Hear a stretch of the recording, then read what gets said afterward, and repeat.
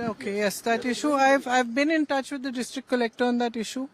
The conditions, I've also written a letter to the minister, and the conditions are appalling. Temporarily, the district collectors had some temporary toilets put. We are also discussing, because they are planning to relocate the girls, where they are relocating them, because it should not be a place which is so far from their home that it becomes difficult for them to get an education and slowly they drop out. So we are in discussions. We've asked the minister also to locate a place which is closer and to build this school and to sort of fix this school, to repair the facilities and all in this existing school in the meantime, so that they can eventually move back close to their homes and finish their educations.